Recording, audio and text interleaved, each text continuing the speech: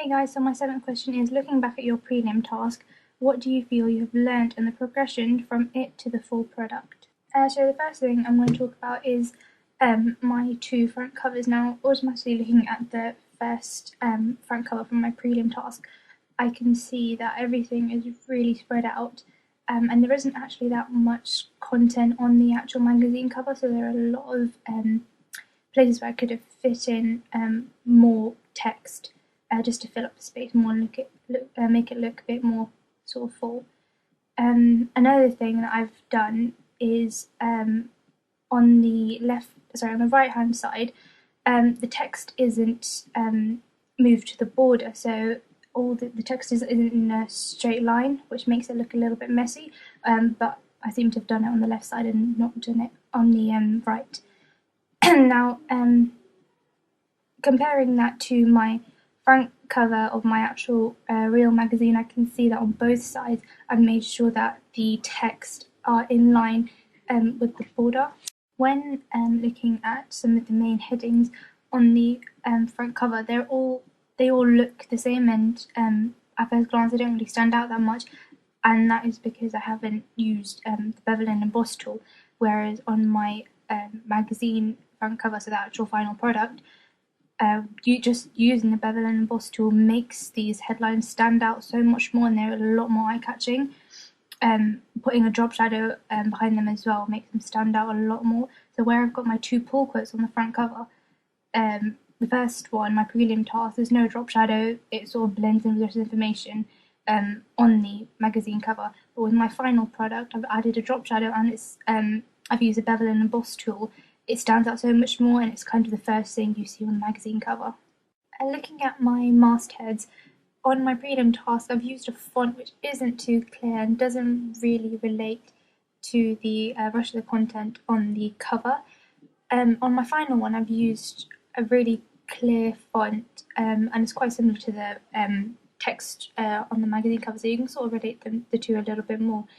So yeah, again, the one on the front cover of my prelim task really isn't that clear. It's too big, I'd say, as well, and it just looks a little bit odd on the front cover. In my prelim task, there's a lot of exposure on the model's face, so you can automatically tell that I haven't tried to experiment with any levels of lighting in the picture, whereas on my prelim task, the lights are a lot more even. There's not as much exposure, so you can tell that my image has been adjusted a little bit just so there's not too much exposure, and the picture looks as if it's of a higher quality compared to the prelim task front cover. Going back to my point on the spacing of my information on the front cover, in the prelim task, like I said, everything's way too spaced out. There's not there's a lot of spaces where I could have put more text. I could have played around with different sizes, maybe put in a different font as well. So if you compare that to my final product, I've got a couple of different sizes in there, definitely a lot more text and a better use of space. I don't think you can really find a section on the front cover where I could have put in any more information, so the space used is used quite well. There isn't really any blank spots left. And in addition to that, it's not too packed out. You can still see the model's face. There's no writing going across the model's face covering any of her main features, and it works just a lot better. So now looking at my contents pages from my prelim task and my final, straight away you can see a big difference in how clear the information is and the amount of information there is on the page compared to the amount of pictures.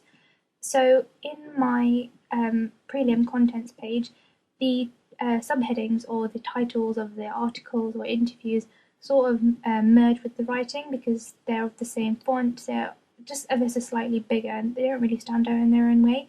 Whereas on my final front cover, I've added the bevel and emboss tool and added a drop shadow to them just so they stand out in their own way and everything's sort of separated into their own categories.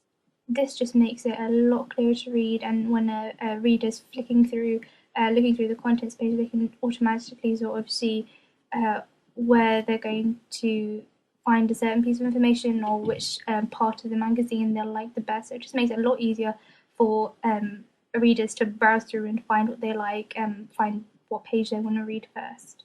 I also used boxes in my final contents page just to clear make the information look a little bit more clearer and separate it from the review section. This sort of gave it a little bit more structure, helped me with the lining of my information as well, and putting the numbers in there so everything's in straight lines and it's a lot clearer to read and there aren't too many spaces left. If you look at my prelim task, if you look at the little descriptions below the titles to the articles or the interviews, there isn't much information. We only sort of put about 2 sentences or a sentence and it's just taken up 2 lines. So there's a lot of space below them. Whereas if you look at my final, I've written about paragraphs worth of description below every single heading. And that again just takes up more space and makes everything look a bit more professional. On my prelim contents page, it's sort of like picture overload, where I've got about 5 different pictures with different backgrounds, different angles of gaze, different numbers of people in them, and it all just looks a bit chaotic. Whereas on my final contents page, I've only got 2 pictures.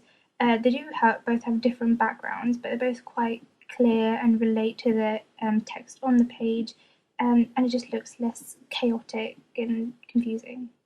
The background colours I used on both pages are really different. In my prelim task, I had a sort of paint splatter in the background, which made it really hard for me to place my text because I had to keep adjusting the text to different colours in the background, so that made it really hard to work with. But on my final, I just worked with 2 solid colours as a background, so they're the 2 boxes, and that made it a lot easier for me to decide on the colours of the text, and again just make it look a lot clearer, a lot more professional, and sort of more eye-catching as well. So there are a couple of things I've learnt from comparing my prelim task to my final. The first one being probably that putting more on there does not necessarily mean it's better. Sometimes the less you have, the better it looks. So that's talking about particularly the amount of pictures I use. The second thing I've learned is that actually taking the time to just sort of sit back and play around with the tools that Photoshop has can make a massive difference in the way your magazine looks. Sometimes all it takes is just pushing a few buttons, experimenting with different looks, and automatically your magazine cover or your content page or whatever you're doing just looks so much better. All it takes is a little bit of time and practice, and then the appearance or whatever you're creating just looks that much better. Another thing I learned was the importance of research when creating a magazine. So it sort of taught me a lot about the actual writing on the magazine. So when I was looking through different examples of contents pages and front covers, the information on it doesn't only make it look so much more professional, but to the reader, that the descriptions that you put in or the content on the front cover, it means so much more. It'll be the deciding thing between whether the person buys the magazine or not, because at the end of the day, they're not buying it for the appearance, they're buying it for the actual content that's in there, and you need to be able to sell it in such a way that it not only looks really good, but the content on there is of a really good and strong quality. Your research is also really important for things such as pricing, the audience are appealing to, the colours they like, the images they like, the content they want in the magazine. And if you don't know those kind of things, it's really hard to build a sort of outline of the way you want your magazine to look like, what you want in it. Simply looking at different examples on the internet as well gives you a really good idea of why certain magazines will sell a lot of copies and why others might not. So you can just sort of look at them and pick different features or what catches your eye best, and automatically you know why it sells well. If it's managed to catch your attention, you need to think about why it's caught your attention, what particular features have caught your attention, and then take those aspects of the magazine and apply them to your own. Probably the most important thing I've learned from my prelim task to my final is the actual journey you go through. Your knowledge on magazines just becomes so much broader based on your research and actually producing the magazine.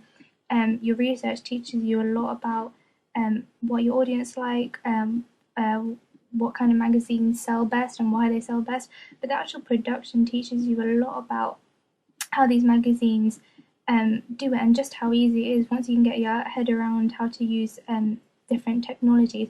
It really isn't that hard, and I think that's one of the most important things is getting your head around it, battling any fears you might have about using different technologies, because it really is so easy to use and anyone can do it.